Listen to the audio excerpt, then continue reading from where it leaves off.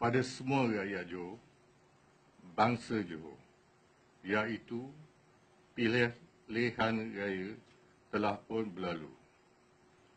Saya minta semua menghormati suara rakyat yang mana rakyat hendakkan kerajaan yang baru.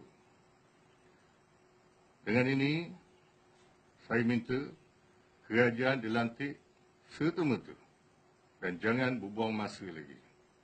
Dan saya harap Istana Negara ini hari juga melantik Perdana Menteri yang baru.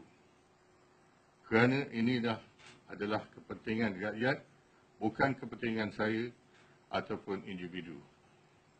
Saya harap perkara ini sampai pada seluruh rakyat Johor dan Malaysia yang mana saya cintai. Terima kasih.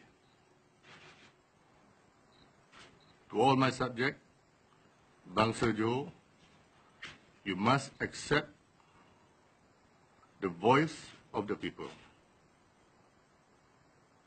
to form the government. Without wasting any more time, I am also looking forward to work with the new government for the best of my subject. Therefore, the government must be appointed now, without wasting any more time, and even the Prime Minister, now. I congratulate all parties that have achieved their aim. Thank you very much.